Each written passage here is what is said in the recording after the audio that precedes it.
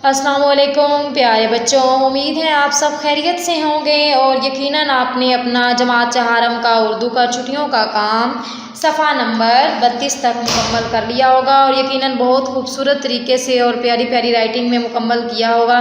तो आइए जहां से हमने अपना सिलसिला छोड़ा था वहीं से शुरू करते हैं। सफ़ा नंबर 31 से सरगर्मी नंबर 14 से शुरू करते हैं।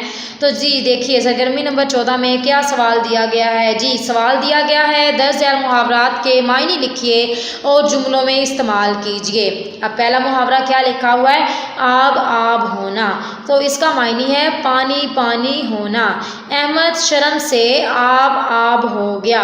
दूसरा लफ्ज़ है आपे से बाहर होना। तो इस मुहावरे का क्या मायने है, बहुत गुस्सा होना। अली लड़ाई करते वक्त आपे से बाहर हो गया। आगे है जी फूले ना समाना। फूले ना समाना बहुत खुश होना।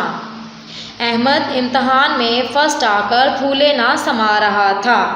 ईद का चांद होना कभी कभी नज़र आना। आप तो ईद का चांद हो गए हैं, नज़र ही नहीं आते। इस तरह करके आपने अपना ये सफ़ा नंबर 31 जो है अपने वालिदैन की मदद से मुकम्मल करना है। आगे देखिए जी, सफ़ा नंबर 30 पे है सरगर्मी नंबर 15। पैराग्राफ पढ़िए और दिए गए सवालात के जवाबात दीजिए। मेरा नाम कंप्यूटर है, मैं एक बरकी आला हूँ। मेरे जिस्म के 4 हिस्से हैं, ये चारों हिस्से मिलकर काम करते हैं। इसी तरह आगे देखिए जी, ये पैराग्राफ आपने पढ़ना है और जो सवालात दिए गए हैं इनके जवाबात लिखने हैं। कंप्यूटर कैसा आला है और इसके कितने हिस्से हैं। ऐसे ही जैसे मैंने आपको ऊपर बताया है कि कंप्यूटर एक बरकी आला है और इसके 4 हिस्से हैं, CPU, माउस, मॉनिटर और कीबोर्ड। इसी तरह आपने अपने ये जो सवाल हैं, कीबोर्ड और मॉनिटर का क्या काम होता है, CPU और माउस का क्या काम सर अंजाम देते हैं, कंप्यूटर की अहमियत पर पैराग्राफ लिखिए। आपने ये जो सवालात के जवाबात हैं ये आपने पैराग्राफ के अंदर से ढूंढ के लिखने हैं। तो कंप्यूटर की अहमियत पर पैराग्राफ आपने लिखना है कि कंप्यूटर एक बरकी आला है, कंप्यूटर हमारी हर काम में मदद करता है, पढ़ने में, लिखने में, गेम्स खेलने में। इस तरह करके आपने अपने पास से अपनी तकनीकी लिखाई को इस्तेमाल करते हुए सफ़ा नंबर 29 पे कंप्यूटर की अहमियत पर पैराग्राफ लिखना है। आगे देखिए जी, सफ़ा नंबर 28 पे है सरगर्मी नंबर 16। दर्ज झैल तस्वीर की मदद से कहानी लिखिए और मुनासिब उन्वान भी तहरीर कीजिए। अभी आपको 3 तस्वीरें नज़र आ रही हैं। यहाँ पे एक कुत्ता जा रहा है, उसके मुंह में हड्डी है। तो ये हम कहानी लिखेंगे कि एक दफ़ा का जिक्र है कि एक कुत्ता बहुत भूखा था। वो एक कसाई की दुकान के आगे से गुजर रहा था तो उसको वहाँ से एक हड्डी नज़र आई और वो ले के हड्डी वहाँ से भाग निकला। और अचानक वो एक नदी से गुजर रहा था तो उसने क्या देखा है कि वो उसने अपना साया देखा, लेकिन उसको लगता है, वो लालच में आ गया कि नदी में एक और कुत्ता है। वो उसके ऊपर भौंका और वो जब नदी में छलांग लगाने लगा कि मैं उससे ये हड्डी छीन लूँ तो वो नदी में गिर गया और उसकी हड्डी भी नदी में चली गई। तो इसका नतीजा क्या हुआ जी, लालच बुरी बला है। और इसका उन्वान हम लिखेंगे लालची कुत्ता। इस तरह आपने अपने अल्फाज में ये कहानी मुकम्मल करनी है इन तस्वीर की मदद से। और ऐसे ही आपने अब जैसे अपना काम पिछला मुकम्मल किया, इसी तरह खूबसूरत तरीके से अपना ये काम मुकम्मल करना है। आज हमारा जमात चहारम का उर्दू का छुट्टियों का काम मुकम्मल हुआ। उम्मीद करती हूँ आप अपना ये काम जो है बहुत ही खूबसूरत राइटिंग में मुकम्मल करेंगे। Assalamu alaikum students, hope you will be fine and enjoying your holidays. Again here to describe your English task of grade 4. Students, as you know, kindly follow your instructions, do your task with neat and visible writing. If you have any confusion, take help from your parents. Now come to activity number 13. Complete the following blanks with comparative degree of adjectives. Here comparative degrees you will write. For example, my house is big dash than yours. You will write my house is bigger than yours. What is comparative degree? When you compare two things, then you use this word. The second one, this flower is beautiful dash than that one. This flower is more beautiful than that one. Now rest of the sentence you will do by the help of your parents. Activity number 14. You have to write appropriate superlative adjectives. Number 1. That building is the dash tall in the neighborhood. That building is the tallest in the neighborhood. Number 2. Aunt Janet is the dash. Aunt Janet is the oldest. For example, the most beautiful or tallest thing in the environment. Activity number 15. It would be your favorite activity. Here you will write your favorite task which you want to do during your summer vacations. For example, if you want to visit any hilly areas, you will mention here in paragraph form. For example, if you want to make a snowman there, you will write your expressions here. Activity number 16. Here you have to write a dialogue between a son, daughter and his or her father discussing about our homeland Pakistan. Okay, what is dialogue? As you have studied in social studies, a discussion or conversation between two or more people. You will write the sentences by mentioning their names like this. For example, father, Assalamu alaikum. Son, wa alaikum assalam. Father, okay. Children, let's talk about our homeland Pakistan.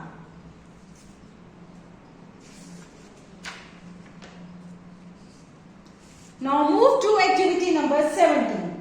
Here, use these words in sentences. You will make your own sentences. For example, number 1, hill. The sentence is, she watched the sun set behind the hills. Plenty. You have plenty of time to make your timetable. And the rest of the words you will make by the help of your parents. Now, at the end, a moralful sentence about education. Education is not only a ladder of opportunity, but it is also an investment in our future. Assalamualaikum students, my name is Soliha Khan. Today we are going to do some maths activities of grade 4. So जो हम first activity करने जा रहे हैं that is on page number 3. So let's start the activity. इस activity को start करने से पहले मैं आपको number line सिखाना चाहूँगी. ये आपकी 1 day का टास्क होगा कि आपको ये नंबर लाइन याद करनी है. ठीक है, ये इंटरनेशनल नंबर लाइन है जिसमें हमारे पास होता है यूनिट्स, टेंस, 100, 1000, 10,000, 100,000 एंड मिलियन. ठीक है, इसी तरह ये आगे बढ़ती जाती है, लेकिन आपकी क्लास में यहाँ मिलियन तक है तो हम यहीं तक याद करेंगे. हम हर 3 डिजिट्स को छोड़ के कॉमा लगाते हैं एंड से, मतलब 1 कॉमा 1000 के बाद और 1 कॉमा मिलियन के बाद आता है. जब आपको ये नंबर लाइन याद हो जाएगी तो आपकी बहुत सी एक्टिविटीज बहुत इजीली सॉल्व हो जाएंगी. सो हम स्टार्ट करते हैं. फर्स्ट क्वेश्चन है हमारे पास, right the value of the underline digit. आपके पास जो क्वेश्चन दिया हुआ है इसमें अंडरलाइन जितने भी नंबर्स हैं उनकी आपको वैल्यू बतानी है. ठीक है, तो अब हम फर्स्ट क्वेश्चन अगर देखते हैं तो ये है यूनिट, 10, 100, 1000, 10,000. तो 9 हमारे पास किस प्लेस पे आ रहा है? 9, 10, thousands. तो हम इस तरह इसको लिख लेंगे. अब सेकंड वाला क्वेश्चन देखिए, उसमें हमारे पास अंडरलाइन है सबसे पहला नंबर 1. तो आपको पता है नंबर लाइन में सबसे पहला डिजिट क्या होता है? वंस. तो हम 1 के आगे क्या लिखेंगे?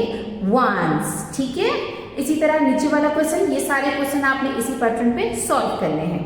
Now this question, in the number above which digit has the greatest value.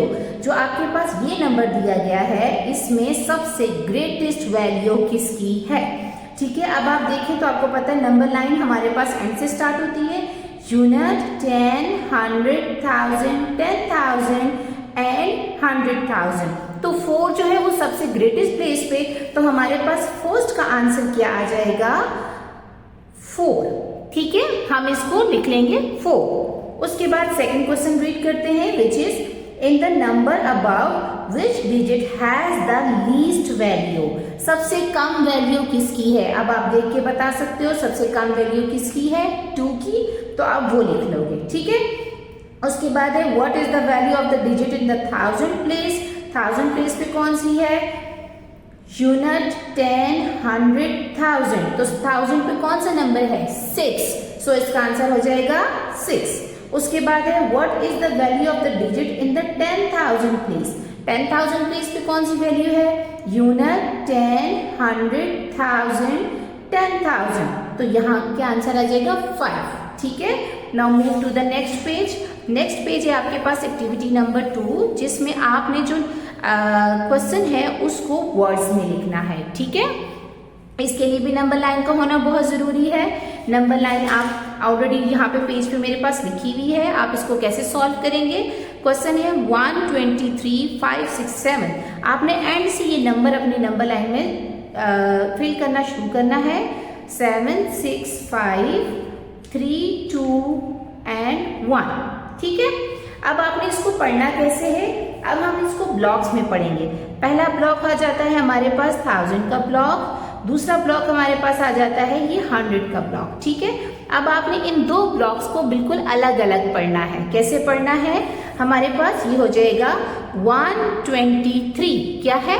123, और इसके ब्लॉक का क्या नाम है? 1000, तो आप पढ़ेंगे 123,567, ठीक है। कैसे पढ़ेंगे? 123,567, इस तरह आप इसको वर्ड्स में यहां लिख लेंगे। अब नेक्स्ट वाला देखिए, तो आप कैसे पढ़ोगे? 652,190, 130,911, इस तरह करके आपने ये पूरी एक्टिविटी सॉल्व करनी है। पहले जो कॉमा से उस तरफ है उस ब्लॉक को पूरा पढ़ना है, फिर उसके साथ 1000 ऐड करना है और फिर आगे इसको रीड करना है। Now activity number 3 which is on page number 5, ये आप देखिएगा, ये भी हमारे पास नंबर लाइन से हो जाएगी। उन्होंने कहा है कि आपने नंबर लिखना है। अब इसका रिवर्स है, इसका उल्टा है, ठीक है। आपको यहाँ पे नंबर दिए गए थे, वर्ड्स में लिखना था, या वर्ड्स दिए हुए नंबर में लिखना है। So the first question is 306,017। अब आपके पास क्या है? अगेन हम इसी नंबर लाइन को यूज करते हैं। अगर आपके हैं तो मैं इसको दोबारा लिख लेती हूँ। 1s, 10s, 100, 1000, 10,000 एंड 100,000, ठीक है। अब वो कह रहे हैं 306,000। अब इसको 1000 के ब्लॉक में लिखना है। 306, ठीक है। क्या लिखा हुआ था? 306,000, तो हमने उसको 1000 के ब्लॉक में लिखा। आगे उन्होंने कहा 17। अब हमें 17 लिखना है, तो हम कहाँ लिखेंगे? यस, 17 हम इस तरह करके लिखेंगे और बीच में जितने भी ब्लैंक्स हमारे पास रह जाती हैं उसमें हम 0 डाल देते हैं। सो इसका नंबर, इसका आंसर क्या आएगा? 306,017, 306,017, ठीक है। इसका नेक्स्ट क्वेश्चन देखिएगा विच इज 922,004, 922,000। अब 1000 वाले ब्लॉक में क्या लिखना है? 922,000 एंड उन्होंने आगे कहा है 4, इसका मतलब है 4 तो एंड पे आएगा, तो यहाँ पे क्या आ जाएंगे? 2 0 आ जाएंगे, तो आपका आंसर हो जाएगा 922,004, जो कि आपने यहाँ पे फिल कर देना है। इस तरह आप ये पूरी एक्टिविटी को सॉल्व करोगे और आपका तमाम ये पेज जो है वो इजीली सॉल्व हो जाएगा, ठीक है। अभी इसी क्वेश्चन से, इसी नंबर लाइन से रिलेटेड आपके पास एक और एक्टिविटी है विच इज ऑन पेज नंबर 6। आपने जैसे अभी थोड़ी देर पहले हमने किया था पेज नंबर, एक सेकेंड प्लीज, पेज नंबर 3 के ऊपर जो हमारे पास फर्स्ट एक्टिविटीज थी जिसमें हमने अंडरलाइन की प्लेस वैल्यू लिखनी थी, सेम उसी तरह आपने यहाँ पे भी अंडरलाइन की प्लेस वैल्यू लिखनी है, ठीक है। जैसे 5 है ये 1s पे है, जैसे 9 है ये 10s पे है, तो आपने इसके आगे ये फिल कर देना है। नाउ हम एक और एक्टिविटी सॉल्व कर रहे हैं विच इज MCQs है हमारे पास, which is on page number 10। मैं आपको एक दो बता देती हूँ। सेम हमारे पास जो नंबर लाइन हम कर रहे हैं उससे रिलेटेड है। फर्स्ट MCQ है हमारे पास, which is the place value of 7 in the number. अब आपने अगेन वही नंबर लाइन जो हमने सीखी, हमने देखना है कि 7 की क्या प्लेस है, यूनिट टेंस। तो हम इसमें से किसको टिक करेंगे, टेंस को। नेक्स्ट है विच is the place value of 1 in the number. अब हमारे पास कह रहे हैं कि 1 की प्लेस वैल्यू क्या है, यूनिट 10, 100, 1000, 10,000, 100,000। तो ये क्या हो जाएगी, 100,000। इसी तरह करके आपने ये तमाम MCQ सॉल्व कर लेने हैं और ये सिर्फ उस वक्त होंगे जब आप इस नंबर लाइन को याद करोगे। जब आपको एक दफ़ा ये नंबर लाइन याद हो जाएगी तो आपके लिए ये सारी की सारी एक्टिविटी सॉल्व करना बहुत आसान हो जाएगा। हम अगेन देख लेते हैं हमने कौन कौन सी एक्टिविटी सॉल्व की है। Activity number 1, activity number 2, activity number 3, activity number 6 and activity number 8। ठीक है, थैंक यू।